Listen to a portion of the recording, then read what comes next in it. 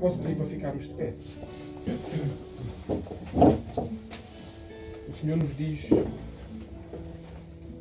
no Salmo 6, o salmista nos diz no Salmo 6 coisas muito importantes para nós. O Senhor nos diz assim: Senhor, não me repreendas na tua ira, nem me castigues no teu furor. Tem compaixão de mim, Senhor, porque eu me sinto debilitado.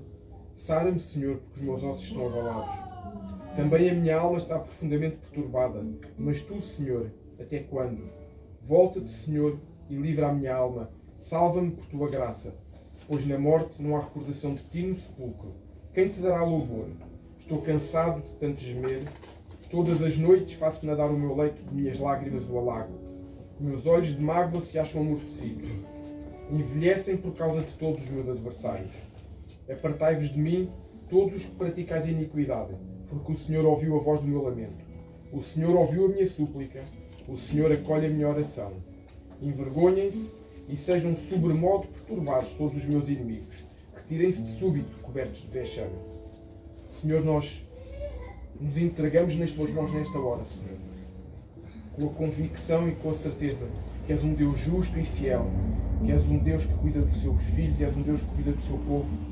Então, Senhor, hoje, da mesma forma que o salmista suplicou, Senhor, nós suplicamos também pela tua presença, suplicamos para que guardes a nossa alma, suplicamos para que venhas tomar conta das nossas dores, suplicamos, Senhor, para que nos venhas curar e restaurar nesta manhã, Senhor. Ser connosco, Senhor. Declaramos que és Deus sobre a nossa vida. Amém. Declaramos que és Deus sobre a nossa casa. Aleluia. Declaramos que és Deus sobre a nossa cidade, sobre a nossa nação. Que és Deus sobre toda a terra. És Deus sobre esta galáxia, Senhor. És Deus sobre todo o universo, porque tudo foi criado pelas tuas mãos, Senhor. E é pelas tuas maravilhosas mãos que nós estamos aqui, Senhor. É porque a tua mão um dia criou um homem e uma mulher, Senhor. E através deles, Senhor, nos fez. Nascemos em pecado, Senhor, mas hoje estamos salvos pela tua graça, Senhor. E queremos celebrar a vida que nos deste. Queremos celebrar a alegria da nossa salvação, queremos honrar o teu nome, queremos declarar a tua santidade, queremos declarar a tua majestade, queremos declarar que és um Deus maravilhoso, um Deus bondoso, um Deus fiel, um Deus digno, um Deus que não se esquece do seu povo, um Deus que não mente, um Deus que não falha, um Deus que não lança uma palavra que volte vazia, mas um Deus que lança uma palavra que se cumpre. Um Deus que nos dá promessas, um Deus que tem promessas sobre a nossa vida, sobre a nossa casa, sobre o nosso futuro. E hoje nos apropriamos disso, Senhor. Porque o salmista diz, Senhor, que independentemente daquilo que os outros fazem, Senhor, tu nos guardas e tu nos escondes. Então nos escondemos hoje, Senhor, nas tuas asas, nos escondemos, Senhor, junto a ti. Enquanto te louvamos, enquanto cantamos o teu nome, enquanto o levantamos bem alto, Senhor. Olha, Senhor, para os nossos corações, Senhor. Não olhes, Senhor, para a forma como cantamos. Não olhes para a forma como louvamos, Deus, porque somos imperfeitos e não sabemos fazer as coisas bem. Mas que o nosso coração possa estar contrito, que o nosso coração possa estar entregue nas tuas mãos nesta hora, Senhor. Vem, Senhor Espírito Santo. És bem-vindo neste lugar. Ministra-nos enquanto louvamos. Fala com cada um de nós. Dá-nos visões, Senhor. Mostra-nos coisas. Abre, Senhor, a nossa visão sobrenatural nesta hora, Deus. Pai, que tudo aquilo que tem estado fechado, Pai, tudo aquilo que tem estado travado, seja destravado nesta manhã, na autoridade do nome de Jesus, Deus. Para que a tua glória se faça presente neste lugar. Vem, Senhor, ansiamos pela tua presença, da mesma forma que a corça anseia pela água, Senhor. Nós ansiamos por ti, Senhor. Entregamos este tempo em tuas mãos, declarando que és Deus sobre este lugar, sobre esta arca, sobre este tempo de louvor, de adoração. No nome santo de Jesus. Grande e poderoso. Bom dia a todos. Não sei se vocês já deram um bom dia a todo mundo que está aqui. Sejam bem-vindos. Essa manhã eu queria que nós pudéssemos aqui estar orando, agradecendo ao Senhor. Esse ano já está quase a acabar e Deus fez grandes obras nas nossas vidas. Eu creio que nós somos afortunados porque esse ano teve tanto caos, né? Tanta gente teve tantas perdas e nós, graças a Deus, estamos aqui fortes perante o Senhor. Temos aqui a oportunidade de estarmos aqui a adorar a Deus, estarmos felizes, apreciar um dia tão bom como este. Então que nós possamos agradecer a Deus por ter tido esse cuidado com a gente esse ano, por ter tido cuidado de trazer alegria nos dias difíceis, força, né? Sustentar a gente todos esses dias de pandemia, esses dias fechados em casa, que graças a Ele que a gente não ficou louco, né? Porque tivemos muito tempo fechados e muita gente passou mal. durante esse tempo. E graças a Deus, Deus esteve aqui conosco, né? E mesmo que tiveram dias muito difíceis para nós, mas Ele esteve ali sempre cuidando da gente. Então que nós possamos ser gratos. Eu peço que então fechem os seus olhos. Senhor, que vocês possam também estar orando. Não esperem só a música, não esperem só eu dar indicações. Sejam livres aqui na presença de Deus, porque é isso que Ele quer liberdade, Ele quer adoração em espírito e em verdade, livres. Senhor, nós te agradecemos, Pai, por podermos estar hoje aqui na Tua presença, Senhor, mais um dia, Senhor, acordados, mais um dia, Deus, que nós possamos adorar o Teu santo nome, Pai. Agradeço-te, Deus, por todo esse ano que se passou, Pai, por mais difícil que tenha sido, meu Deus. O Senhor nos mostrou em vários momentos, Pai, que Tu és Deus da nossa vida, Pai.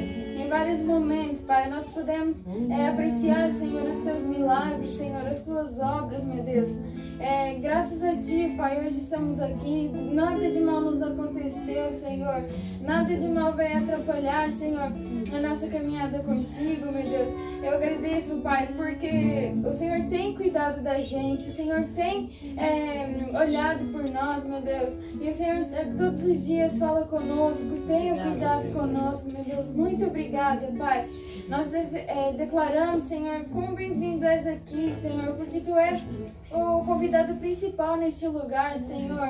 Nós declaramos, Senhor, que estamos livres, Senhor, na Tua presença, Pai. Que nós possamos ter liberdade para Te adorar, Senhor, em nome de Jesus. Que nada venha prender as nossas bocas, Senhor, as nossas mãos de se levantar e Te adorar, Senhor.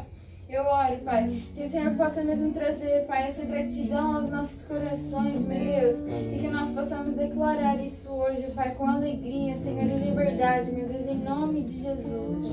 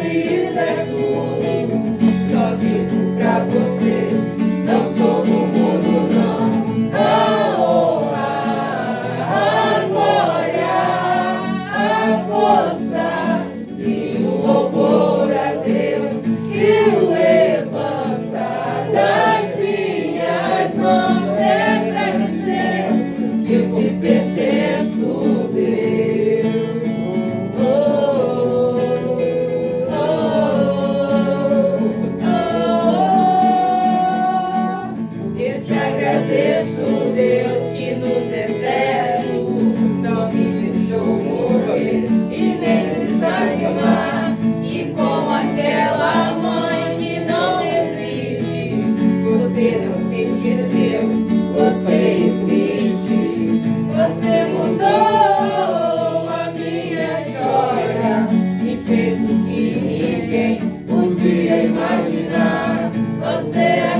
acreditou, isso é tudo. Só vivo pra você, não sou do mundo, não. A honra, a glória, a força e o louvor a Deus. Se o levantar das minhas mãos é pra dizer que eu te pertenço, Deus. A honra, a glória, a força e o louvor a Deus. Se o levantar das minhas mãos é pra dizer que eu te pertenço, Deus.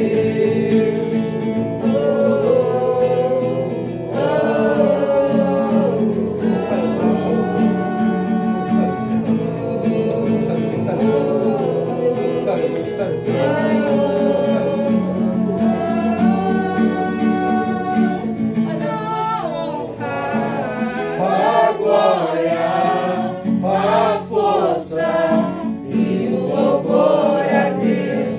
E o levantar das minhas mãos é pra dizer que eu te pertenço, Deus. A honra, a glória, a força e o louvor a Deus. E o levantar das minhas mãos é pra dizer que eu te pertenço, Deus.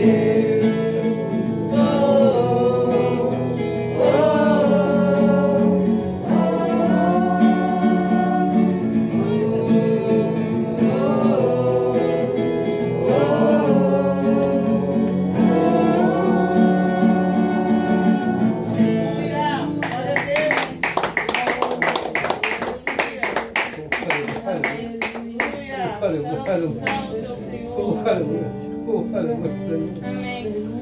Nós possamos então declarar essa gratidão. Agora que nós declaramos essa gratidão, agora que nós demonstramos essa alegria, que nós tivemos essa liberdade, meu Pai, agora que nós possamos estar mesmo dispostos a nos humilharmos, a nos entregarmos verdadeiramente, nos rendermos a Deus e tudo aquilo que Ele quer fazer na nossa vida hoje. Que nós possamos estar dispostos a receber hoje a unção dEle, que nós possamos hoje estar dispostos a ser ministrados por Ele, em nome de Jesus.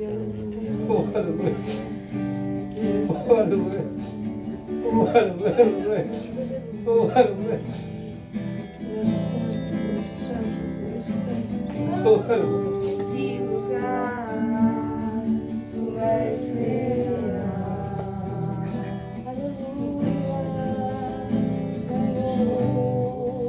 Entregar totalmente.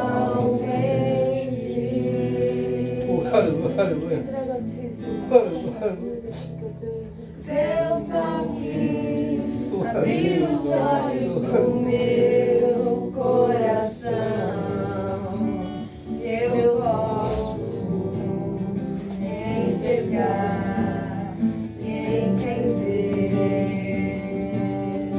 Me humilhar diante do teu altar, sacrificar aquilo que vivo está. Tu inclinarás os teus ouvidos ao meu clamor. Mas vale um dia ser tudo eu querer, que toda a vida seja mais te conhecer. Tu és minha fonte, minha colheita, minha herança. Nesse lugar, Tu és real.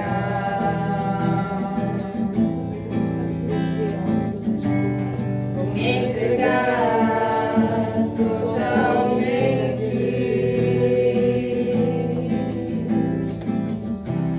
O teu toque abriu os olhos do meu coração. Eu posso enxergar e entender. Se eu me humilhar diante do teu altar e sacrificar aquilo que me custar, inclinarás os teus ouvidos ao meu clamor. Mas vale um dia no centro do teu querer, que toda a vida seja mais te conhecer. Tu és minha fonte, minha colheita, minha herança.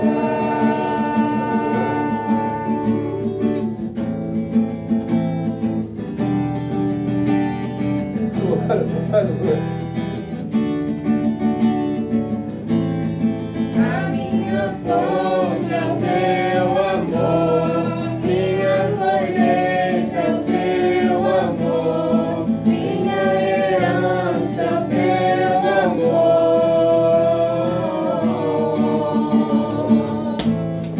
A minha fonte é o teu amor, minha colheita é o teu amor, minha herança é o teu amor.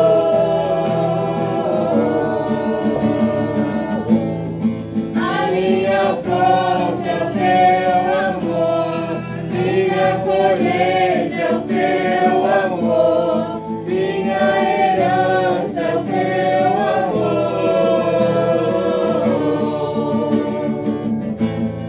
A minha fonte é o teu amor, minha colheita é o teu amor, minha herança é o teu amor.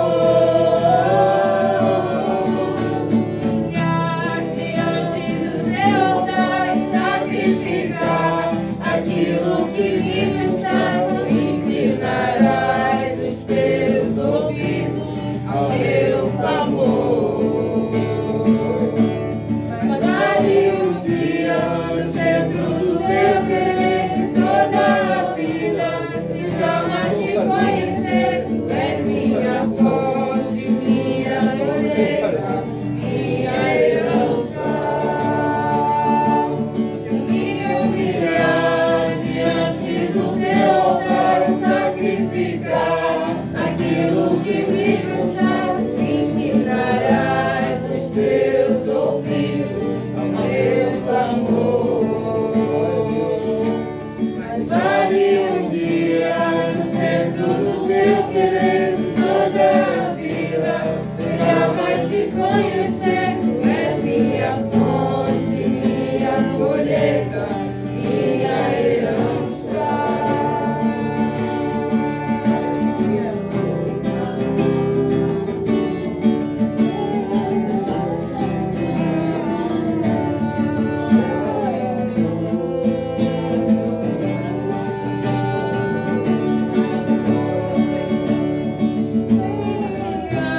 Diante do teu altar e sacrificar aquilo que me custar, inclinarás os teus ouvidos ao meu clamor. Mas vale um dia no centro do teu querer, que toda a vida seja mais te conhecer. Tu és minha fonte, minha colheita, minha herança. Se me humilhar diante do teu altar, sacrificar aquilo que me custar, inclinarás os teus ouvidos ao meu clamor. Mas vale um dia no centro do teu querer, que toda a vida seja mais te conhecer. Tu és minha fonte, minha colheita, minha herança.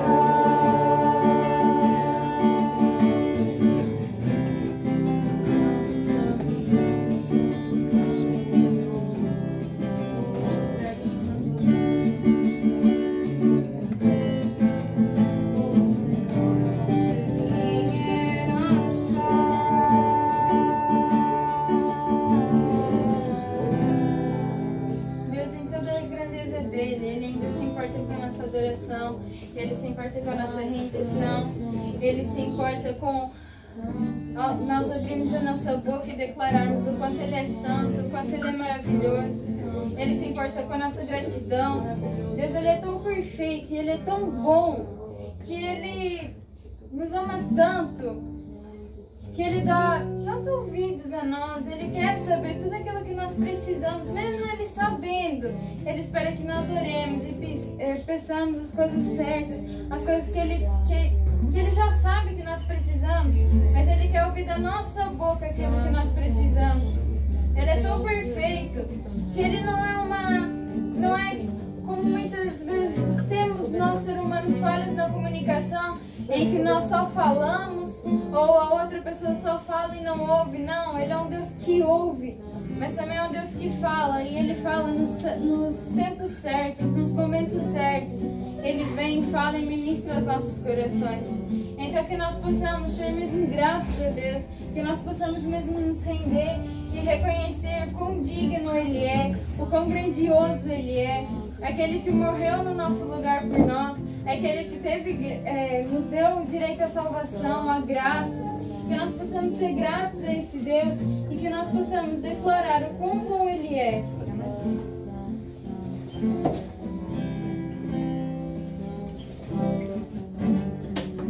Maravilhoso é o Senhor, grande é o Senhor, tu és incomparável, Senhor, tu és incomparável, Senhor, nada se compara a ti, Deus.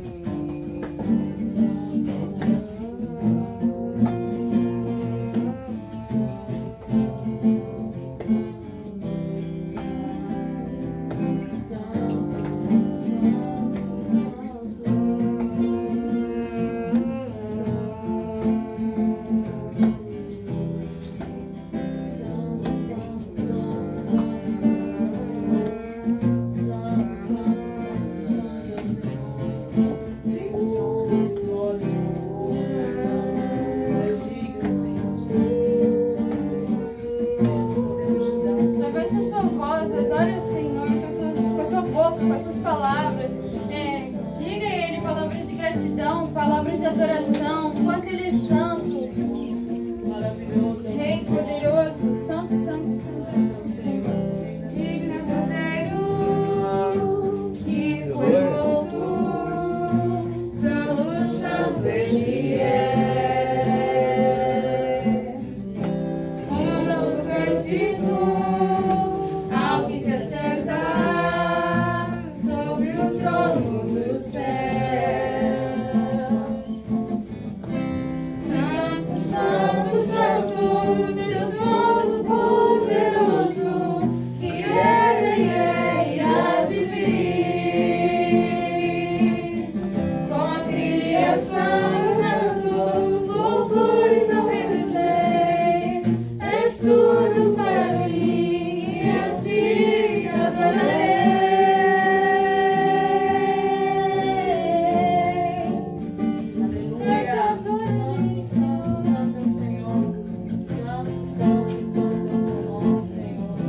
Está vestido da aliança, sons de trovão, luzes, relâmpagos, louvores, honra e glória, força e poder para sempre, ao único Rei eternamente. Santo, santo, santo, Deus Todo-Poderoso, que era e há de vir. Com a criação canto louvores ao Rei dos Reis. És tudo para mim e eu te adorarei. Santo, santo, santo, Deus Todo-Poderoso, que era e há de vir.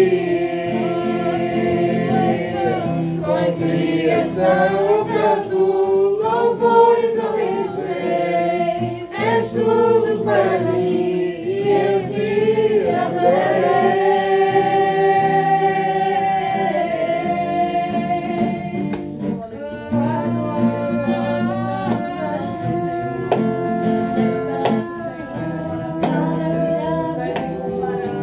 Saciado, eu fico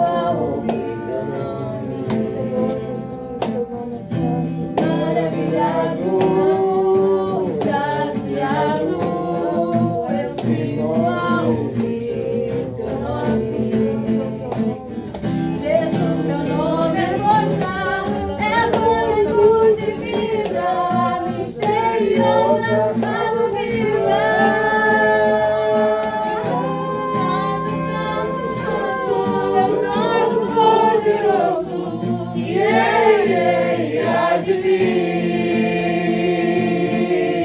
Com a criação eu canto, louvores ao Rei dos Reis. És tudo para mim e eu te adorarei. Santo, Santo, Santo, Deus Todo-Poderoso, que é e há de vir. Com a criação eu canto, louvores ao Rei dos Reis. És tudo para mim e eu te adorarei.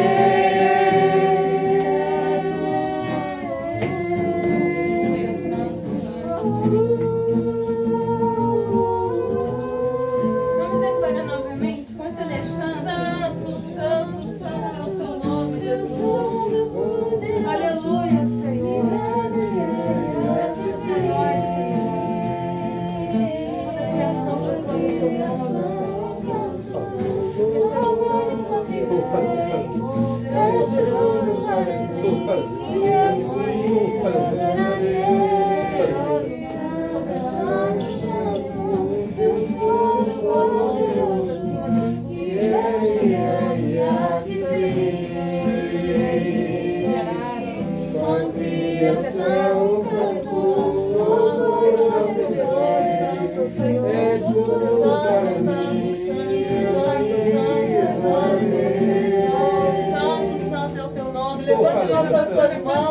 Levante as suas mãos nesse momento e declare que Ele é santo. Santo, santo, santo é o Senhor.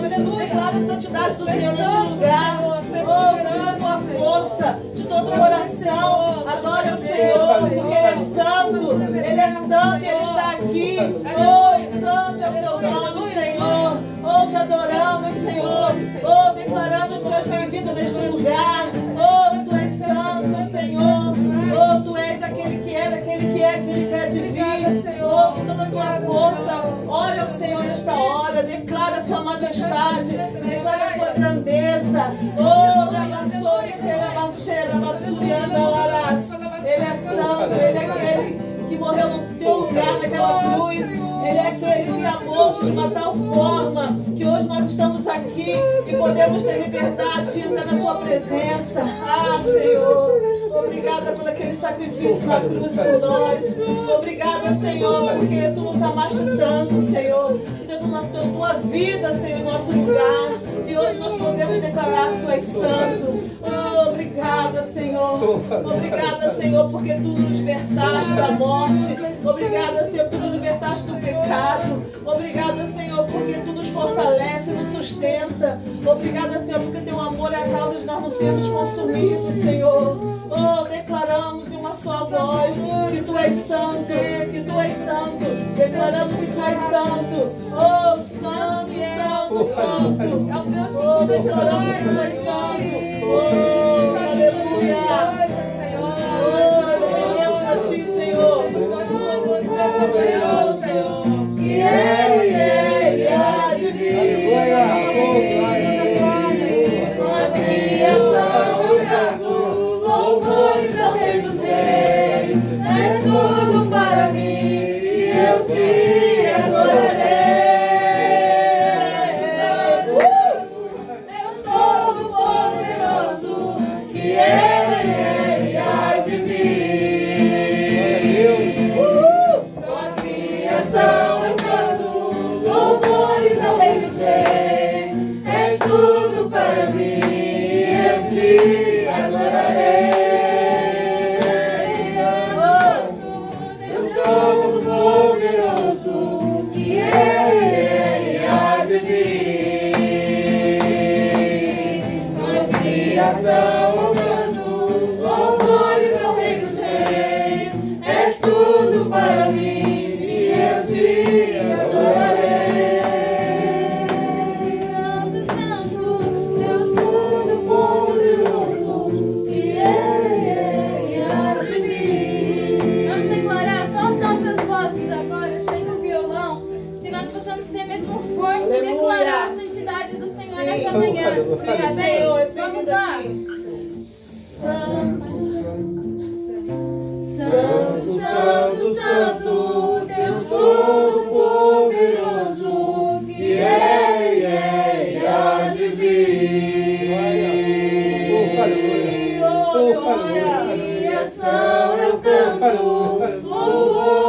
Rei dos Reis, és tudo para mim, e eu te adorarei. Santo, Santo, Santo, Deus Todo-Poderoso, que era e há de vir. Com criação eu canto louvores ao Rei dos Reis, és tudo para mim, e eu te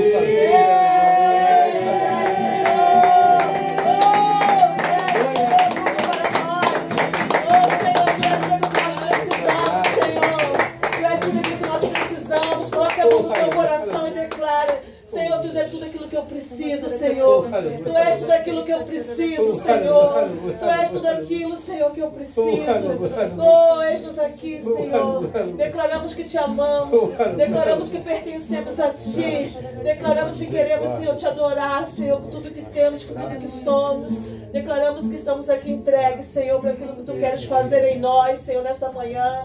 Obrigada, Senhor. Obrigada porque Tu está neste lugar. Obrigada, Senhor, pelo Teu imenso amor. Obrigada, Senhor, pelo Teu cuidado. Oh, Senhor, recebe, Senhor, nossa adoração diante de Ti. Oh, Senhor, declare como Tu amas ao Senhor. Oh, Senhor, eu te amo, Senhor, eu preciso de Ti. Declare todo o Teu amor, toda a Tua gratidão ao Senhor nesta hora. Oh, Tu és maravilhoso, Senhor. Tu és bom, Senhor. Tu és bom, Senhor. Obrigada, Senhor, porque esse amor é a causa de nós não sermos consumidos. Obrigada, Senhor, em nome de Jesus, em nome de Jesus, em nome de Jesus, aleluia. Santo, Santo, Santo, Santo é o Teu nome. Santo, Santo, Santo é o Teu nome. Santo e poderoso é o Teu nome. Aleluia. Te glorificamos. Em nome de Jesus. Em nome de Jesus. Em nome de Jesus. Te adoramos. Bendizemos, sinta mesmo a presença dele nessa hora. Feche os teus olhos, sinta a presença dele nesta hora, neste lugar. Contemple que ele está aqui. Ele é santo, ele é santo, ele é santo, ele é santo. Ele é santo, ele é santo. Nos rendemos Tu és santo, tu és santo, Senhor. Sinta mesmo a Tua presença. não somente nesta manhã, Deus, mas em todo o Oh, tempo. Santo, Senhor. Grande e poderoso Deus. És o único, Senhor, que merece louvor. És o único que é digno de honra. És o único que é digno de glória, Senhor. Por isso te louvamos nesta manhã, Senhor. Por isso celebramos vida, Senhor, a vida que nos deste, Deus. A vida que nos dás diariamente, Senhor. Como a Sandra disse, é pelo Teu amor e pela Tua misericórdia que nós não somos consumidos. E nós Te agradecemos, Senhor. Te agradecemos por aquilo que já temos, Senhor. Te agradecemos por tudo o que nos guardaste. E Te agradecemos, Senhor, por aquilo que vais fazer ainda nas nossas vidas, Senhor. Até aquilo que nós não entendemos, Senhor. Nós Te agradecemos. Porque é Deus. És Deus Todo-Poderoso. Amém, aleluia. És o Senhor. És o Senhor da nossa vida, és o Senhor do nosso coração, és o nosso amado, Senhor. E nós nos alegramos por isso. Em nome de Jesus. Que a gente possa dar um aplauso ao nosso Senhor. Aleluia. Aleluia.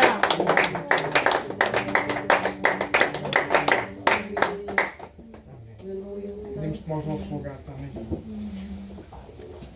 É tão bom, não? É muito bom estar ao lugar. É muito bom poder estar juntos, em família, juntos como a Assembleia dos Santos, que o Senhor diz na Sua palavra. Que nós podemos não somente esperar coisas do Senhor, mas poder, acima de tudo, declarar que o Seu nome é santo, que o Seu nome é poderoso, que o Seu nome é grandioso. Eu não sei, eu às vezes não sei sinceramente quantificar a grandeza de Deus, porque nós só comparamos com aquilo que nós entendemos e com aquilo que nós conseguimos apreciar e comparar, mas Ele é incomparável. Portanto, tudo o que nós pudermos dizer é pouco. Nunca nenhum de nós criou nada, além dos nossos filhos que nós criamos de uma forma natural, mas sabemos que é o Senhor que nos dá. Nós não criamos nada. Nós podemos fazer um desenho, uma pintura, construir um móvel, podemos fazer qualquer coisa, Mas o que é isso ao pé que Deus fez, que criou um ser, uma máquina humana, máquina no bom sentido, perfeita, em que tudo faz falta, em que tudo funciona, é incomparável. Quem não consegue entender isso tem mesmo que buscar do Senhor essa revelação, a importância e a grandeza do Senhor. Amém. Hoje é o último culto do ano, é o último tempo em que nós vamos estar celebrando ao Senhor em conjunto no ano, mas eu espero que não seja o último dia em que nós estamos a celebrar ao Senhor, porque a gente pode celebrar na nossa casa. A gente pode celebrar quando nos reunimos para jantar, para almoçar, quando estamos juntos em família, quando estamos sozinhos em casa. A gente pode celebrar ao Senhor na mesma. E a semana passada o Senhor nos ministrou sobre a última letrinha da nossa arca, que foi a aliança. E mostrou-nos a importância de uma aliança com Ele, da nossa aliança, da aliança que Ele fez connosco. E eu hoje tenho a certeza que o Senhor nos vai surpreender e vai mudar a nossa visão em algumas áreas. A mim mudou, enquanto o Senhor me foi trazendo esta ministração, surpreendeu-me muito. Hoje nós vamos trabalhar com base numa passagem muito conhecida, que é a parábola do bom samaritano. Eu acho que todos conhecem. Se alguém não conhece, diga que a gente vai já chicotear, porque cristão tem que conhecer a parábola do bom samaritano. Por isso é que é importante a gente ler a Bíblia. Mas, de qualquer forma, o Senhor nos vai trazer uma perspectiva diferente sobre essa passagem. Está lá no livro de Lucas. E é uma parábola que só está no livro de Lucas. Atenção. Portanto, vejam a importância desta parábola. Normalmente, em Mateus, Marcos e Lucas, estão muitas coisas repetidas, não é? Porque são os 3 evangelhos sinóticos. Mas neste caso, esta passagem só está no livro de Lucas. Está lá no capítulo 10. Se quiserem abrir as vossas Bíblias, Lucas, ou ligar as vossas Bíblias, como queiram. Hoje em dia a gente já não abre, a gente liga, carrega num botãozinho e abre uma Bíblia online. Capítulo 10, versículo 30 ao 35. Eu depois sugeria que em casa vocês pudessem, debaixo daquilo que o Senhor vos foi trazendo hoje, a revelação, ler novamente. Vão ver que o Senhor vos vai acrescentar coisas muito importantes. Diz assim no versículo 30. E respondendo Jesus, disse: descia um homem de Jerusalém para Jericó e caiu nas mãos dos salteadores, os quais o despojaram e, espancando-o, se retiraram, deixando-o meio morto. E ocasionalmente descia pelo mesmo caminho certo sacerdote, e vendo-o, passou de largo. E de igual modo também um levita, chegando àquele lugar e vendo, passou de largo. Versículo 33. Mas um samaritano que ia de viagem chegou ao pé dele e, vendo-o, moveu-se de íntima compaixão. E, aproximando-se, atou-lhe as feridas, deitando-lhes azeite e vinho, e, pondo-o sobre o seu animal, levou-o para uma estalagem e cuidou dele. E, partindo no outro dia, tirou 2 dinheiros e deu-os ao hospedeiro e disse: cuida dele, e tudo o que mais gastares, eu te pagarei quando voltares. Pai, nós colocamos esta passagem, esta parábola, Senhor, nas tuas mãos, Senhor Espírito Santo. Eu te peço, Deus, que ajudes, Senhor, que cada um de nós entenda aquilo que tu queres realmente fazer nas nossas vidas nesta manhã. Que não seja somente uma passagem bíblica, que não seja somente uma parábola bonita, Senhor, que nos faz pensar, mas que seja algo que possa mudar o nosso ser, Senhor. Que possa mudar a nossa visão do mundo, a nossa visão de nós mesmos, a visão que nós temos de Ti e a forma como nós podemos ser curados, restaurados por Ti nesta manhã, Senhor. Senhor Espírito Santo, abre os nossos ouvidos, não deixe que nenhuma preocupação, nem cansaço, nem nenhuma situação nos impeça de ouvir o que tens para nós. E usa, Senhor, a minha boca, Deus. Que não seja eu a trazer uma palavra, Senhor, mas seja o Teu Espírito Santo a falar através de mim, Deus. Não quero trazer humanidade nesta palavra, mas que seja o Senhor Espírito Santo, o dono e Senhor das nossas vidas, a controlar este tempo. Nós nos declaramos cativos a Ti, Senhor Espírito Santo, a nossa mente, a nossa vontade, Senhor. Os nossos pensamentos estão cativos a Ti, para que possas fazer a Tua vontade neste lugar. Assim oramos, no nome de Jesus. Amém. Então esta parábola, como eu disse, é muito conhecida, todos nós conhecemos. Normalmente a gente usa esta parábola quando se ministra sobre ela, quando se fala sobre ela, para falar da importância do amor ao próximo. O Senhor Jesus falou esta parábola exatamente nesse sentido, porque a sequência anterior era um doutor da lei, daqueles fariseus muito conceituados, tentou pregar uma rasteira ao Senhor Jesus e perguntar-lhe o que é que ele teria que fazer para herdar a vida eterna. Ou seja, ele vivia de acordo com a lei, não é? Tinha os 10 mandamentos, cumpria escrupulosamente. Porquê é que ele vai perguntar a alguém o que é que ele tem que cumprir para ter a vida eterna? Estava a pôr em causa a própria lei que ele cumpria. Ele tentou ver se Jesus dizia: não ligues para a lei, faz alguma outra coisa. E mais uma vez foi apanhado na curva, como se costuma dizer, porque o Senhor Jesus veio para cumprir a lei, mas para, acima da lei, nos trazer a sua graça. E nesse sentido ele falou o que é que ele tinha que fazer. É este o momento em que o Senhor Jesus condensa os 10 mandamentos em 2 mandamentos, que é: amarás ao Senhor teu Deus sobre todas as coisas e, ao mesmo tempo, ao próximo como a ti mesmo. Só que o Senhor ainda acrescenta mais algo aqui. O Senhor diz: amarás ao teu Deus de todo o coração, de toda a tua alma, de toda a tua força e de todo o teu entendimento. A forma mais fácil que eu sempre aprendi para nós não nos esquecermos desta sequência é lembrar em café: coração, alma, força e entendimento. Se a gente pegar nas iniciais, dizemos que Jesus disse para amar Deus como café: coração, alma, força e entendimento. Portanto, é uma forma da gente... Eu arranjei esta forma para nunca me esquecer desta passagem. Ou seja, quando ele diz isto a um doutor da lei, que tinha temor por um Deus, mas que não lhe tinha o amor de um pai, nem o amava dessa forma toda, ele ficou já ali meio na dúvida. Ali já tremeu um bocadinho. E depois ele perguntou ao Senhor Jesus: então, quem era o teu próximo? Porque o Senhor diz amar o próximo como a ti mesmo. E ele foi perguntar quem era o próximo. E nesta sequência, o Senhor fala esta parábola. Só que, como eu disse, o Senhor hoje vai-nos trazer, a mim trouxe-me, uma nova perspectiva sobre esta parábola que eu acho que é extraordinária.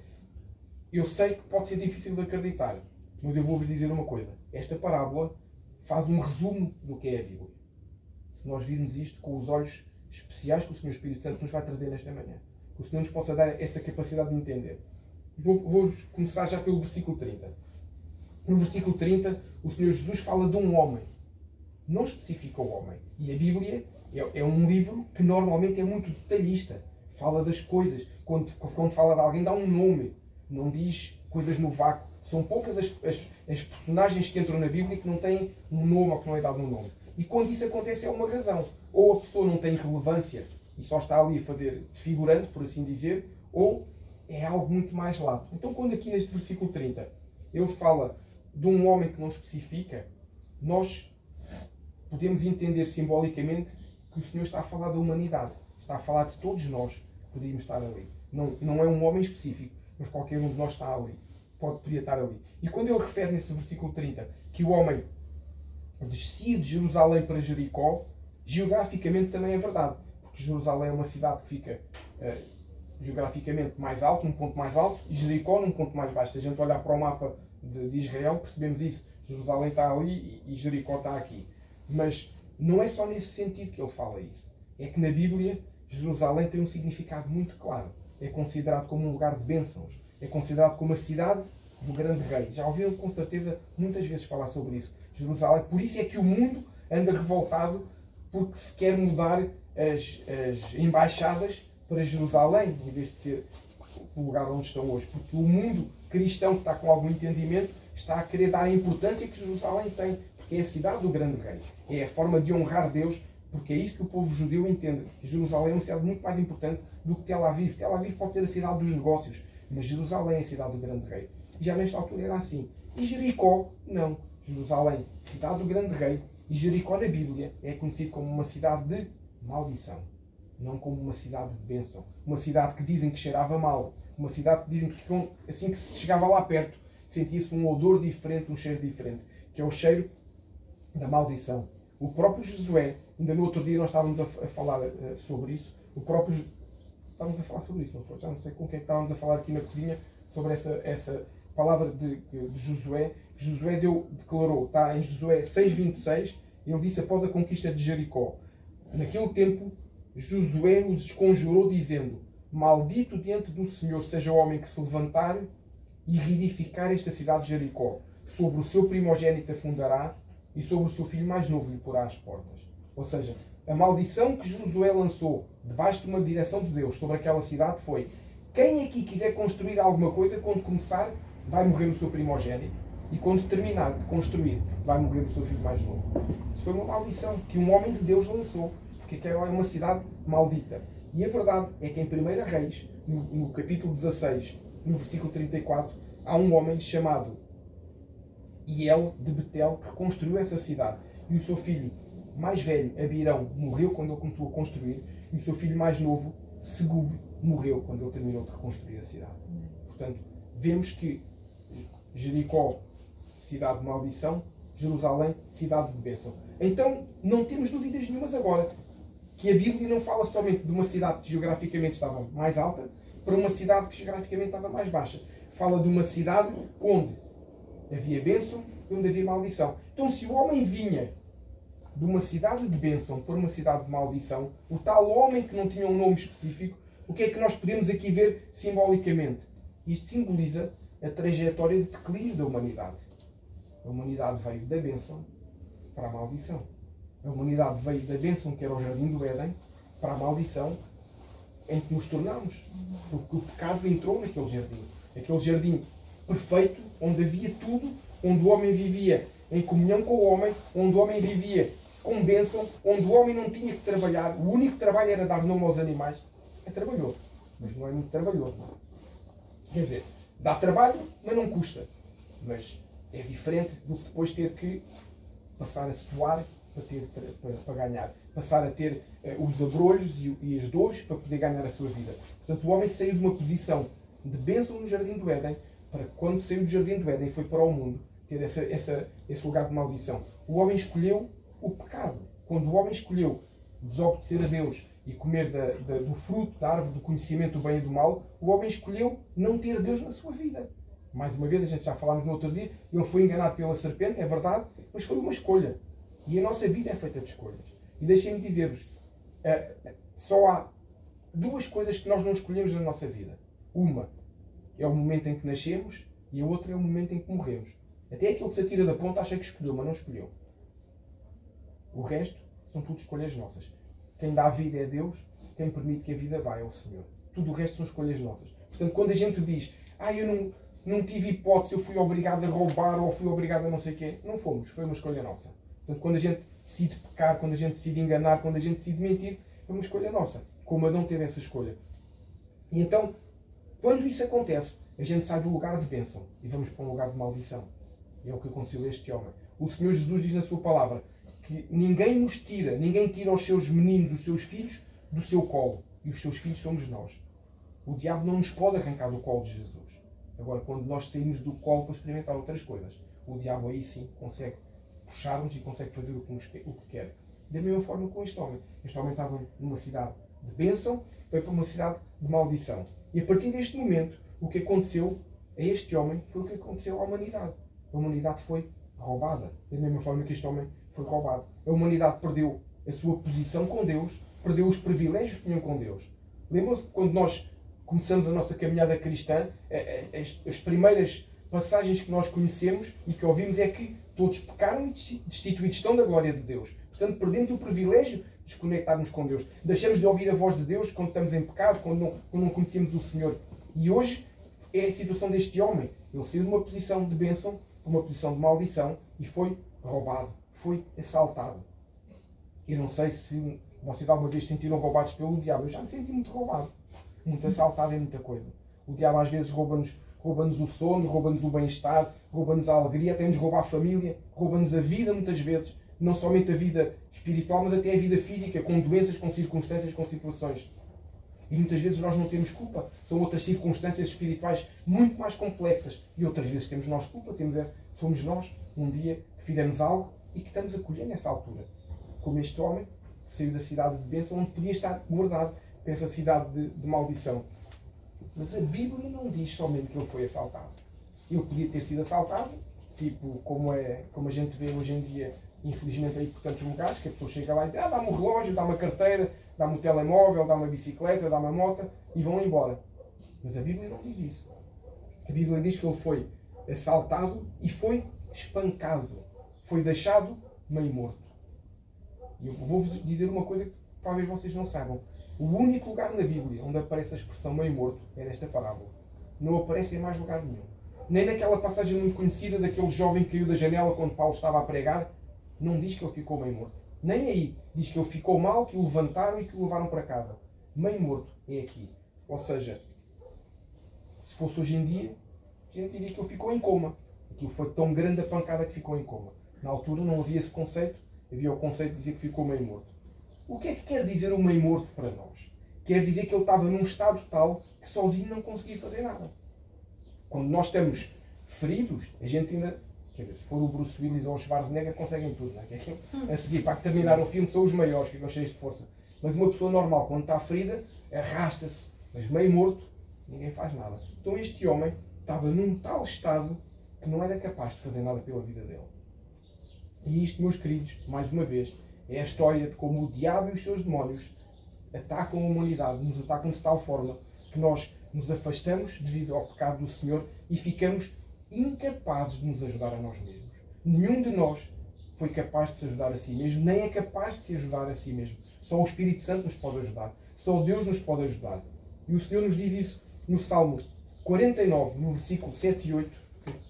Vou-vos ler, diz assim: nenhum deles, de modo algum, pode remir a seu irmão ou dar a Deus o resgate dele, pois a redenção da sua alma é caríssima e cessará para sempre.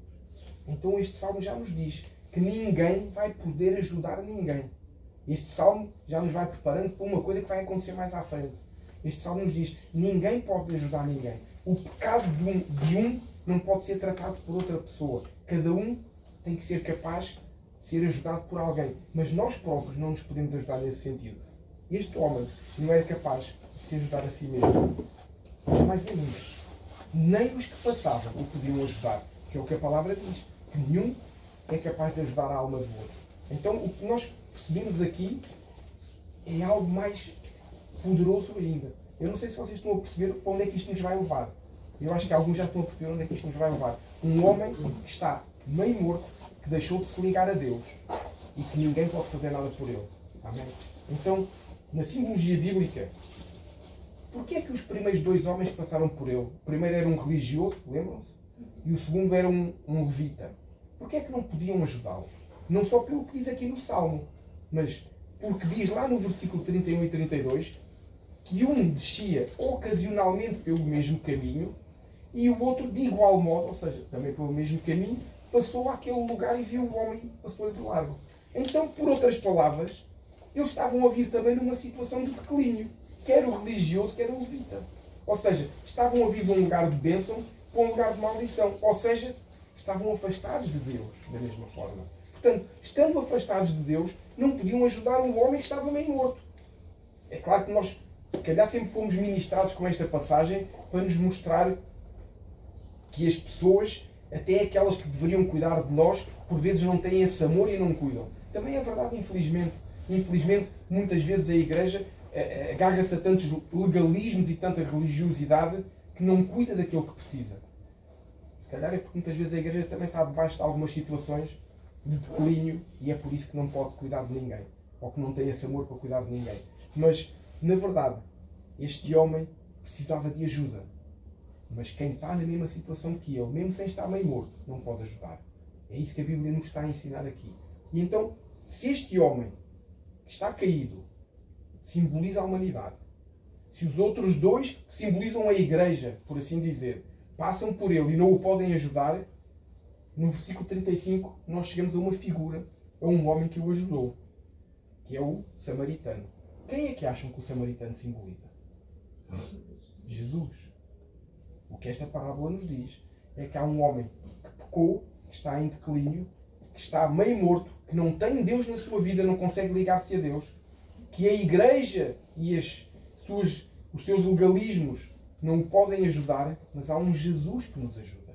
É o que esta passagem nos diz. E eu vou-vos demonstrar porque é que esta passagem nos diz. Porquê é que é um samaritano? A Bíblia, o Senhor nos diz na sua palavra que a Bíblia não tem nada por acaso. Nada que está na Bíblia está por acaso. Tudo que está na Bíblia tem uma intenção. Há detalhes que nós não nos conseguimos aperceber, mas estão lá por uma intenção. Porque será que está lá um samaritano? Porque será que não está lá um nazareno? Já que Jesus era de Nazaré. Se isto simboliza Jesus, porquê é que não está um nazareno? Eu vou-vos explicar porquê. Em primeiro lugar, porque os judeus não se estavam com os samaritanos. Portanto, logo aí, já é uma afronta para aqueles homens da lei, na altura. Quando Jesus diz que o único que ajuda um homem que vem de Jerusalém, portanto era judeu, é um samaritano, isso para ele já foi uma afronta. É como se Jesus estivesse a pôr em causa. Vocês, como ele já disse uma vez, raça de víboras. Vocês não servem para nada. Teve que ser alguém de fora para vir ajudar aquele. Mas porquê é que eles não os aceitavam? Porquê é que isto simboliza? O Senhor Jesus estava a dizer já com esta parábola aqui, o que depois disse mais à frente em João, foi: ele veio para o que era seu mas os seus não o aceitaram. Portanto, o Senhor aqui já nos está a dar assim um pequeno lamiré, uma introdução do que iria acontecer a seguir, que eles não o iam aceitar. Ele estava a dizer, eu, tal como este samaritano, não vou ser recebido por vocês, eu não vou ser aceito por vocês, mas, no entanto, sou eu que vou cuidar de vocês. Amém. Que é importante. Isto é forte. Para mim, isto mexeu muito comigo enquanto eu estava a preparar esta ministração. Quando a gente estuda a Bíblia, e se nós formos depois ver também historicamente, nós percebemos porque é que os samaritanos e os judeus não gostavam uns dos outros. E às vezes a gente acha que uns tinham inveja, porque realmente a capital tinha sido primeiro em Samaria, depois passou para Jerusalém, quando houve a divisão dos reinos, houve isso tudo. Mas há algo mais profundo que fazia com que eles não se intrusassem, não conseguissem estar uns com os outros. Nós percebemos que quando a nação, um pouquinho antes da nação de Judá ter sido levada em cativeiro, a Síria, na altura era o país ou a região das mais importantes e fortes no mundo, tomou conta de Samaria, invadiu Samaria e tomou conta deles, fez-los reféns e fez-los prisioneiros. E eles adotaram uma estratégia muito interessante, que faziam na altura quando tomavam conta dos povos que conquistavam, que se chama repovoação ou repovoamento. Então o que é que eles faziam? Eles pegavam nas pessoas de Samaria e misturavam-nas com pessoas de outras regiões. E traziam pessoas de outras regiões e misturavam-nas em Samaria. Eles faziam isto para enfraquecer o povo, para misturar as culturas. Hoje em dia, se vocês se lembrarem, pelo menos os menos novos, e dizer os mais velhos, mas posso ofender alguém, se bem que o mais velho aqui sou eu, mas pronto, os mais velhos lembram-se com certeza de um país que se calhar os mais novos não se lembram hoje em dia. Lembram-se de um país que se chamava Jugoslávia, que até ganhou um campeonato da Europa há uns anos. Aliás, a Dinamarca ganhou quando entrou a Guerra dos Balcãs. A Jugoslávia foi um país que foi construído assim. No tempo em que havia a União Soviética, em que havia o Bloco de Leste e o Ocidente, a Jugoslávia havia um ditador que era o General Tito, que tinha um ar muito bonzinho, mas era um ditador na mesma. Era um ar simpático. O da Coreia não tem um ar simpático, e este tinha, mas era exatamente a mesma coisa. E o que é que ele fez? Ele pegou os do Norte, misturou com os do Sul com os do Norte, os do Oeste com o Oeste, e assim ele dominou mais facilmente o povo e a Jugoslávia. Qual foi o resultado disso? O resultado disso foi que quando a cortina de ferro acabou, quando a União Soviética se desmembrou, a Jugoslávia também se desmembrou. E deu origem ao quê? Croácia, Eslovénia, Moldávia, República da Bósnia, Sérvia. E o que aconteceu foi que eles entraram em guerra uns com os outros. Porque diziam, tu estás na minha terra, sai daí. Não, mas eu nasci aqui. Mas essa é a minha terra, então vamos invadir o outro. E morreram centenas de milhares de pessoas na Guerra dos Balcãs. Hoje em dia, no século XX. Portanto, isto era a forma mais fácil de controlar o povo. Porque esse general Tito controlava um país inteiro com ditadura, porque as pessoas tinham medo das terras uns dos outros, não sabiam onde é que estavam. E foi assim que a Síria fez o mesmo com a Samaria. Para controlar, para enfraquecer a sua identidade, misturou o povo na Samaria. Ou seja, os que viviam em Samaria, na realidade, não eram puros de lá, não eram samaritanos. Então, é por isso que ao longo da história, os judeus e os samaritanos não conseguiam olhar um para a cara do outro e gostar. Porquê? Porque o judeu olhava para o samaritano e dizia assim: tu és gentil. E o samaritano dizia: não, eu sou judeu porque o meu pai era judeu. E olhava para o judeu e dizia: e tu não és judeu porque o teu pai era gentil, tu é que nasceste aí. Ou seja, eles odiavam-se porque uns eram judeus de nascença e outros eram judeus por habitarem na terra. Ou seja, os de Samaria tinham algum direito de ser judeus e os outros deveriam ser considerados gentios. Mas como já viviam lá há uma geração, eram judeus. Então este ódio, esta rivalidade, na realidade mostra que o samaritano era uma mistura de dois povos. Não era um povo só. Era o povo judeu e o povo gentio no mesmo povo. Porquê é que é importante eu trazer-vos esta introdução para perceber esta rivalidade e esta mistura? Porque o Senhor Jesus, quando oferece através da figura do samaritano ajuda ao homem, ele está a mostrar aquilo que o Senhor Jesus nos diz, que ele é alguém que tinha misturado no seu próprio corpo o gentio e o judeu. Jesus, através da figura de samaritano, mostra, como diz lá em Efésios 2, como é que é? O Senhor veio para unir num só corpo judeus e gentios. Por isso é que o Senhor usa a figura de samaritano e não lhe chama Nazareno, nem se chama outra coisa qualquer. Ele mostrou que onde há desunião, eu venho trazer unidade. Por isso, é que quando o Senhor está a falar disso, é para nós. Porque nós somos gentios, mas hoje estamos enxertados na videira que é Jesus. Nós hoje fazemos parte do mesmo. Hoje somos como os samaritanos, somos fisicamente gentios, mas de coração somos judeus. Porque o Senhor Jesus é o nosso irmão mais velho. E se ele é o meu irmão, então eu sou da mesma raça que ele. Sem xenofobismos nem racismos, mas eu sou da mesma raça espiritual do que ele. Graças a Deus por isso. Então, esta figura do samaritano é importante mostrar-nos a mistura dos dois povos. Amém? Jesus ali fez um só, para que houvesse união ou unidade entre o gentio e entre o judeu.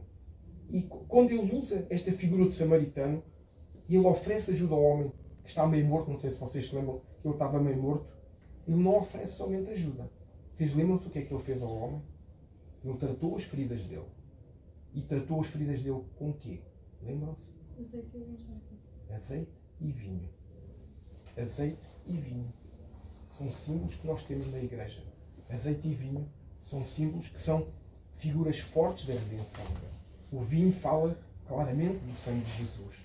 E o azeite fala da unção do Espírito Santo. Portanto, nesta passagem, o Senhor Jesus, além de dizer há uma humanidade que está em declínio e em pecado, mas vai aparecer um Salvador que é dois num só, gentio e judeu junto, e ele vai redimir essa humanidade. Ele não vai só tratar, ele vai redimir como? Através do seu sangue, que é o meu sangue, diria eu, e através do óleo da unção, do azeite, que é o Espírito Santo. Amém. Portanto, o Senhor aqui já nos está a dizer coisas muito poderosas, mas mais, ele está a dizer que só isto é que pode redimir o homem. Só isto é que pode ajudar o homem, mais nada. Ele podia ter dito, vou colocar azeite, vou colocar vinho e dei água para beber. Não, se calhar aquilo que a gente faria se visse alguém na rua, a primeira coisa era dar uma água. Mas isso não é importante para quem está caído meio morto. O importante é fazer aquilo que o pode redimir. E redimir só azeite e vinho. É isso que o Senhor fez. Porque o Senhor Jesus anuncia aqui o que vai acontecer mais à frente e o que acontece hoje com a nossa vida. Amém? Amém. Não sei se vocês já estão a perceber para onde isto nos vai levar. Isto ainda só estamos a meio da parábola. A meio daquilo que simboliza a Bíblia toda. Porque Jesus, esta figura de samaritano, não simboliza somente Jesus, mas simboliza um tempo. Simboliza o tempo de restauração, simboliza o tempo de redenção que o Senhor quer fazer. E no versículo 34, diz lá assim, que ele socorre o homem e leva-o para uma estalagem e confia-o aos cuidados de um hospedeiro que vai continuar o trabalho de recuperação que ele tinha começado. E mais, o Senhor diz uma coisa no versículo 35, uma coisa muito interessante. Ele diz para o hospedeiro, cuida dele até eu voltar. Se alguém tinha dúvidas que este samaritano era Jesus, quando ele diz que o entrega ao cuidado de alguém e diz cuida dele até eu voltar, é claro que ele é Jesus. Ele está a dizer, cuida dele até que eu volte, até à minha segunda vinda. Cuida dele, humanidade, porque este homem representa a humanidade. Não representa a mim, nem o Diogo, nem o Alcides, nem o Alcimar. Não, ele representa a humanidade. Está a dizer, cuida da humanidade até ao dia em que eu vou voltar. Porque no dia em que eu voltar, eu vou tratar do assunto. Então o Senhor nos diz, nesta hora, que Ele é Jesus. Que Ele é o Deus Todo-Poderoso, que se fez homem, para nós podermos ter essa vida. Eu não sei o que é que vocês já estão a perceber onde é que isto vai falar, mas além disto falar da queda do homem e da vida de Jesus e da redenção da vinda de Jesus, além de estar aqui resumida toda a Bíblia, tem aqui dois pormenores muito importantes. Um deles é a estalagem e o outro é o hospedeiro. E se nós já vimos até aqui nesta passagem a simbologia bíblica, nós temos um homem que simboliza a humanidade, temos um samaritano que simboliza Jesus, temos uma estalagem e temos um hospedeiro. Então, se nós percebemos que o samaritano, que é Jesus, começou o trabalho de restauração da humanidade ou daquele homem, mas quem vai terminar esse trabalho é o hospedeiro que tem uma estalagem, que é o dono de uma estalagem, quem é que acham que é o hospedeiro? Pastor. O Senhor Jesus, quando estava nos últimos dias na terra, disse assim: convém que eu vá, mas não vos vou deixar sozinhos nem abandonados. Vou enviar a alguém que vai cuidar de nós. Então, este estalajadeiro, ou hospedeiro que está naquela estalagem, é o Espírito Santo que vai cuidar de nós. E isto é uma coisa, para mim, isto é... Amém. Eu fico emocionado porque Deus falou tanto comigo esta semana enquanto eu preparava isto. Não existe vida cristã sem a ação do Espírito Santo. Nós podemos cantar, nós podemos ler a Bíblia, nós podemos fazer muita coisa, mas vida cristã sem o Espírito Santo do nosso lado, nós não temos. Nós podemos ter uma vida natural, uma vida boa, até não fazemos tudo mais ou menos certo, mas sem o Espírito Santo do nosso lado, nós não temos vida cristã. E é este hospedeiro que nos vai cuidar. É este hospedeiro que o Senhor Jesus disse. Porque Jesus, longe de mim tirar o valor da obra de Jesus, foi Jesus quem subiu à cruz. Foi Jesus quem deu a vida por mim e por ti. Foi Jesus que furou as mãos. Tudo representa Jesus. A centralidade da Bíblia é Jesus. Mas este tempo que nós vivemos não se chama o tempo de Jesus, chama-se o tempo da dispensação da graça. O tempo do Espírito Santo. Porque o Espírito Santo vem concluir em unidade aquilo que Jesus fez. E é isso que é importante nós percebermos, que o Senhor Espírito Santo é esse hospedeiro que vai cuidar da nossa vida, que vai cuidar da humanidade que caiu. Mas Ele não vai cuidar sozinho. Porque a Bíblia não tem nada por acaso. E a Bíblia nos diz que há uma casa, uma estalagem, onde esse hospedeiro vai trabalhar. E essa estalagem, não sei se já perceberam, é a igreja. O Senhor aqui nos diz que o homem cai, o homem só pode ser recuperado por Jesus. Há o Espírito Santo que completa essa obra até o dia em que Jesus volta. E essa obra só é possível de fazer se nós estivermos numa igreja. E eu acho que isto é fantástico. O Senhor aqui está tudo. Os 66 livros da Bíblia estão aqui. E isto mostra-nos a importância de nós fazermos parte de uma igreja, de sermos uma igreja, não só termos Jesus no nosso coração, mas fazermos parte de algo que está no aprisco, como nós já falámos no outro dia, de alguém que está agarrado, que está junto uns com os outros, aliançados com Deus, porque sabemos que Deus vai fazer algo nas nossas vidas.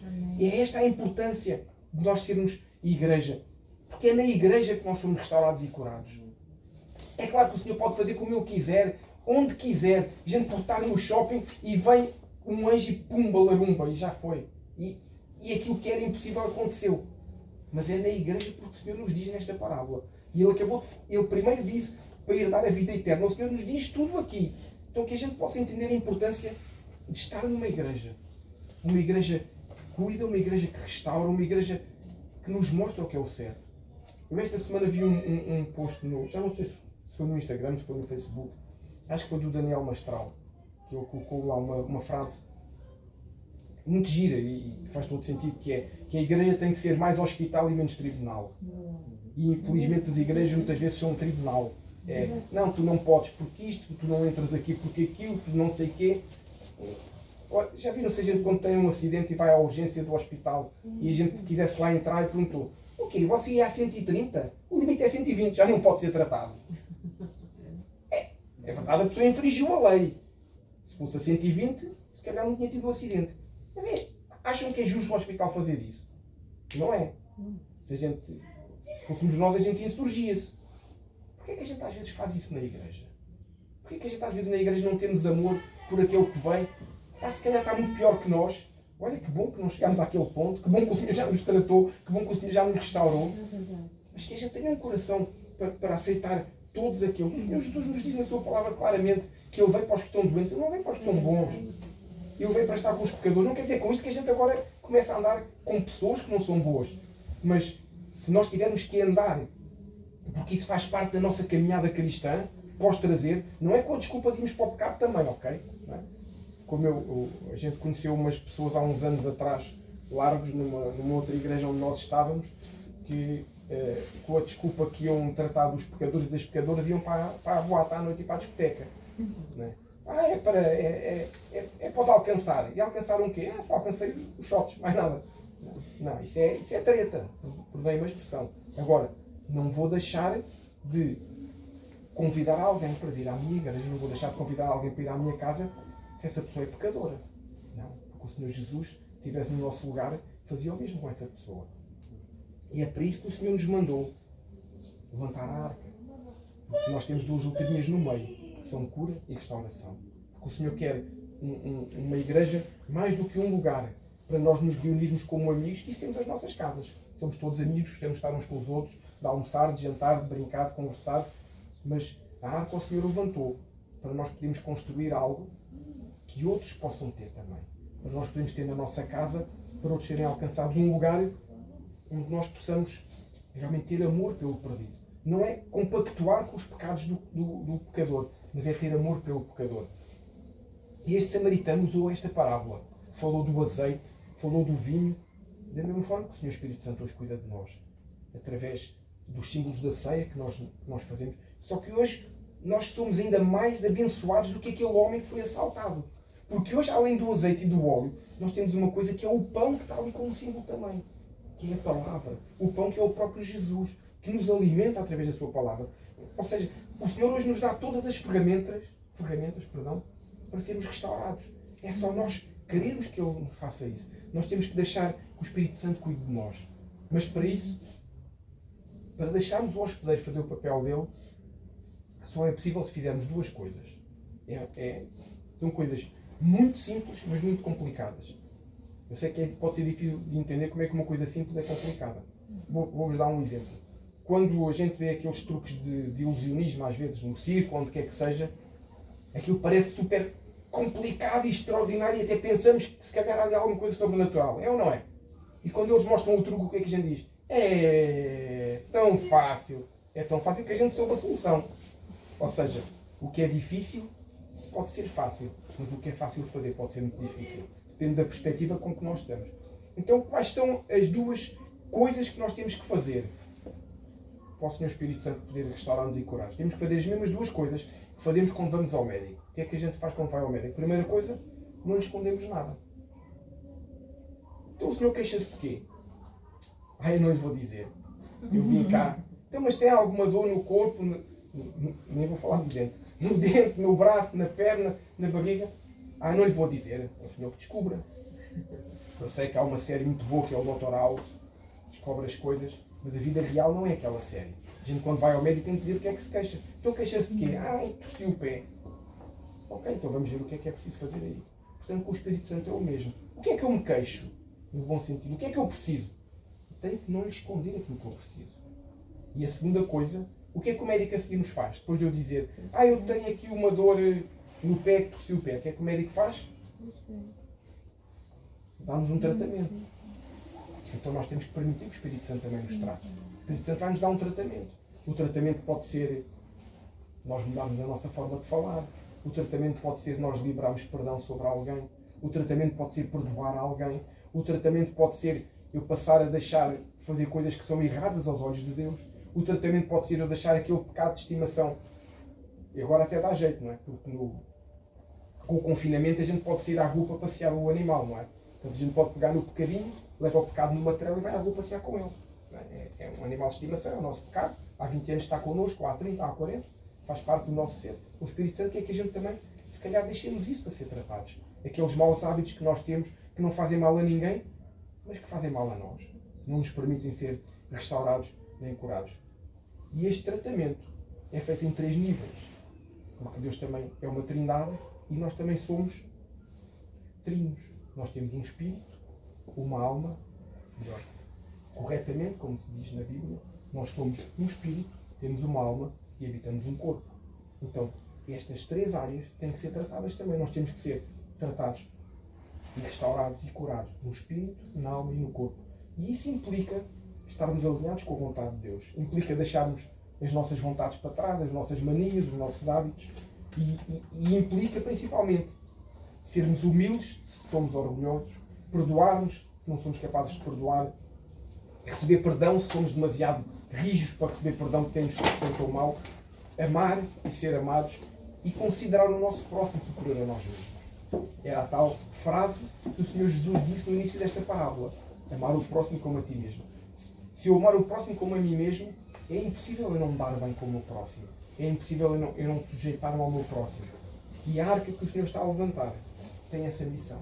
É sermos curados para que outros possam ser curados através de nós. Nenhum de nós aqui já está num estado tal que está imune ao que quer que seja. Nenhum de nós está. Se calhar uns estão mais próximos da restauração e da cura e outros estão menos próximos. É uma caminhada. Agora, todos juntos, nós conseguimos caminhar mais fortemente. Amém. Separados, nós não conseguimos caminhar da mesma forma. É como os animais fazem.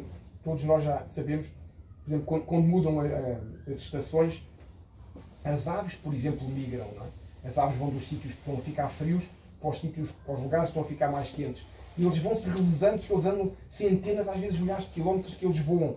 Eles vão se revezando, não vai sempre o mesmo à frente, porque o mesmo tem mais esforço, vai cortar o vento. Eles vão se revezando. Porquê? Porque eles são uma equipe, eles são um grupo. E uma igreja é isso, é um corpo, é uma equipe em que todos trabalhamos para o mesmo sentido.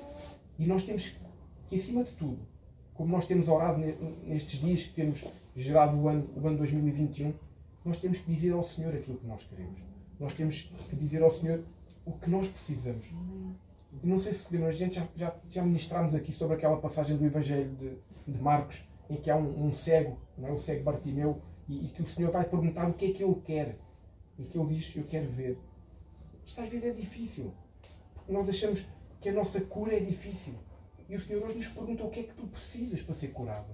O que é que precisas para ser restaurado, porque eu estou aqui para o fazer. E nós muitas vezes já desistimos disso. Já nos contentamos com aquilo que temos.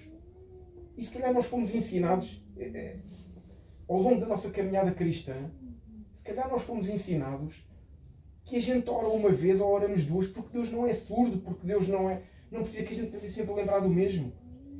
Mas a verdade, e ainda ontem o Senhor ministrou isso enquanto estava aqui em oração, é que nós temos que orar sem cessar. Nós temos que pedir a mesma coisa 1 milhão de vezes. Se eu preciso de algo, vou falar de algo saudável, preciso de uma cura, seja no físico, na alma, ou no corpo, ou na minha casa, ou na minha família, eu tenho que orar, tenho que pedir isso 1 milhão de vezes até ao dia em que o Senhor me levar para perto dele. Porque quanto mais o Senhor não diz em lado nenhum na Bíblia para pedir uma vez e não pedir mais. E às vezes nós somos ensinados, eu já ouvi várias pessoas até no mundo evangélico dizer que a gente não precisa estar a importunar Deus sempre com a mesma oração e com o mesmo pedido. É mentira, é falso. Porque nós temos que pedir ao Senhor as vezes que forem precisas. Se eu tiver que pedir 10 vezes por dia, eu peço 10 vezes por dia, todos os dias até ter. Porque o Senhor quer que a gente tenha vida e vida em abundância. O Senhor não quer que a gente tenha uma vida de tristeza. É claro, como o Senhor diz na sua palavra, não pedir coisas vãs, não pedir coisas para o nosso belo prazer, mas coisas para termos essa vida em abundância, para o seu reino crescer através de nós. É isso que o Senhor nos diz. E o Senhor, quando nos diz que está nesta estalagem, que nos colocou nesta estalagem, que eu já não vou entrar noutras coisas que estão aqui, que não vale a pena nesta parábola, mas só para vocês pensarem um pouquinho. Vocês repararam que neste versículo ele diz que ficou lá um dia com o homem na estalagem, mas que depois foi embora. Mas que lhe deu 2 dinheiros. Isto tem tudo a ver com as contagens dos tempos. Até o dia em que ele vai voltar. Isto está próximo à volta. Está muito próximo à volta. Mas até lá, este hospedeiro está connosco para nos curar. Então nós temos que nos apropriar dessa cura. Nós temos ali uma bandeira lindíssima que diz, nem de propósito, o Senhor sabe todas as coisas, que diz, eu sou Jeová Rafa, o Deus que sara, o Deus que cura. Estão ali alguns exemplos de cura. Tem ali curas no físico, mas também tem curas na alma e curas no espírito. Quando nós não conseguimos, por exemplo, a última palavra que está ali escrita é gratidão. Quando nós não conseguimos agradecer a Deus, nós estamos doentes no espírito, porque não conseguimos entender que tudo o que temos que dar graças. Não é sermos subservientes a Deus, mas é percebermos a diferença de ser criação e criatura. Nós temos que dar graças ao Senhor. Eu creio, não sei o que é que vocês pensam que é uma igreja, mas eu creio numa igreja viva, uma igreja dinâmica, uma igreja onde os milagres, os prodígios e as maravilhas são constantes e são reais. Eu sinceramente, eu não me revejo numa igreja. Se o Senhor quiser levantar a arca como um lugar onde nós temos um bom tempo juntos, onde há uma boa palavra, onde há um bom louvor, nós louvamos e nós ficamos muito felizes, Se o Senhor quiser levantar a arca só para isso, Ele é soberano, mas eu nunca me irei rever nessa arca. Agora, se o Senhor quiser levantar a arca como uma igreja viva, uma igreja dinâmica, onde os milagres, os prodígios e as maravilhas estão reais e frequentes, onde Ele é Deus Todo-Poderoso e eu não o limito àquilo que Ele pode fazer, aí eu revejo-me nessa arca. E eu creio que o Senhor quer fazer isso. Eu creio que o Senhor não quer mais um lugar onde as pessoas entram, batem muitas palmas, dão muitas glória a Deus, como um apóstolo que a gente conhece, que é o apóstolo René Terra Nova, costuma dizer: crente que é crente tem que se expressar na presença de Deus, senão a gente parece estar no cinema, nem com pipoca nem nada, e estamos só a ouvir o filme. Eu não me imagino estar numa igreja só onde isso aconteça. Senão, honestamente, é muito melhor estar sentado no sofá, no quentinho, a comer qualquer coisa e ver uma pregação na televisão. Eu creio numa igreja onde coisas acontecem que saem do meu controle, saem da forma como eu consigo imaginar que vão acontecer, porque é Deus que faz. Eu quero fazer parte dessa igreja. Eu quero ajudar a que essa igreja cresça. Eu quero ajudar a que haja um lugar onde venha o cego e o cego é curado. Sem orgulho nenhum do nosso coração. Onde vem o coxo e sai a correr. Onde vem aquele que tem com uma enfermidade na alma e sai daqui feliz e restaurado. Um lugar onde casamentos sejam restaurados, um lugar onde relacionamentos sejam restaurados, um lugar onde, acima de tudo, o nosso coração é restaurado pelo Pai. Passa a ser um coração de carne e não um coração de pedra. Essa é a arca onde eu me revejo. E eu creio que é essa arca que o Senhor criou. E vocês agora podem dizer e pensar com toda a legitimidade que eu pensei o mesmo. E o que é que isto tem a ver com a parábola? E eu, quando terminei de preparar a ministração, eu próprio também disse para o Senhor: eu acho que isto é fantástico. A gente percebemos que aqui, nesta parábola de Lucas, temos a Bíblia toda, temos o declínio da humanidade, temos o samaritano, que é Jesus, que nos salva, que nos leva para uma igreja, e é claro, mostra-nos a importância da igreja, e tem o Espírito Santo. E claro, só esta revelação para mim já é uma coisa extraordinária. E muitas vezes nós não damos valor à igreja. Deixa-me fazer aqui um parênteses, que é importante nós também percebermos. Eu no outro dia estava a ouvir uma ministração do pastor António Cirilo, que é alguém que eu gosto muito ao nível do louvor e da ministração também, que é um homem muito virado para as coisas de Deus mesmo, que Deus manda tudo, comanda a ação dele. Ele estava a ministrar sobre a igreja e eu achei aquilo muito interessante. Já foi há umas semanas que eu vi isso. Ele dizia que a igreja é como um jardim. Imagina o jardim do Éden. A igreja é como um jardim. O Senhor criou-nos para habitarmos num jardim em que todos os irmãos são cheirosos. Se tomarem bem, claro.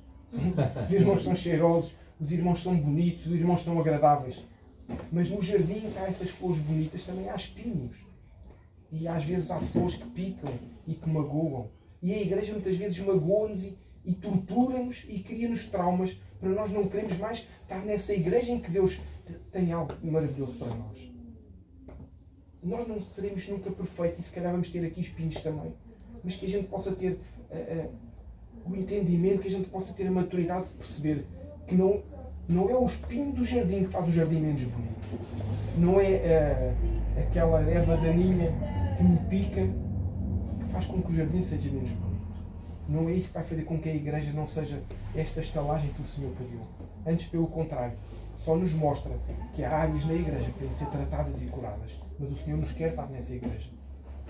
E eu estava a terminar a ministração e uma coisa que o Senhor falou connosco desde o início da arca era que realmente, mais do que a palavra que nos ensina e que nos exorta, é através da adoração que o Senhor nos ministra.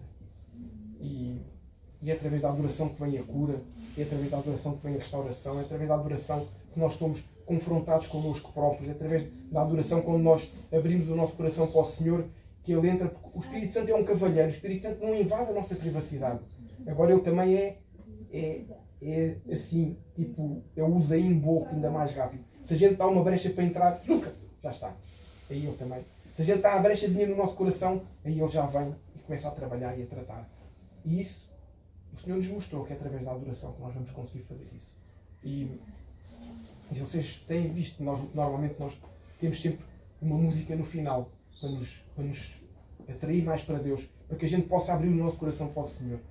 E eu preparei a ministração e às tantas depois cheguei para Deus na sexta-feira e dizia assim: pois é, Senhor, e agora o que é que eu faço com esta parábola? Nós percebemos isto tudo, que o Espírito Santo nos vai tratar, que estamos na igreja.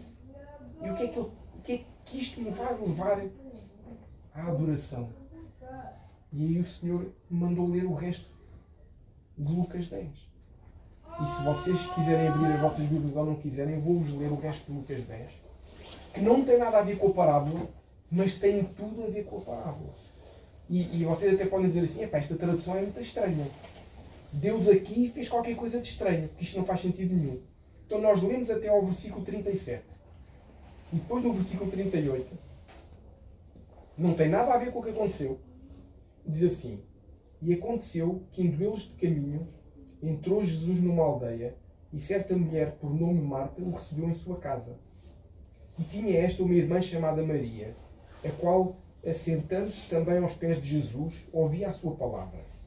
Marta, porém, andava distraída em muitos serviços, e aproximando-se disse: Senhor, não se te dá de que minha irmã me deixe servir só? Diz-lhe que me ajude. E respondendo Jesus, disse-lhe: Marta, Marta, estás ansiosa e afadigada com muitas coisas, mas uma só é necessária. E Maria, versículo 41, escolheu a boa parte, a qual não lhe será tirada. Ou seja, o que o Senhor nos diz aqui é que a hospedaria, ou a estalagem ou o hospedeiro só fazem sentido se nós nos deixarmos de ativismos e de coisas que nos roubam a presença do Pai. Temos coisas para fazer? Temos. Mas temos que ir à presença do Pai diariamente. Temos que nos sentar como Maria que escolheu a boa parte.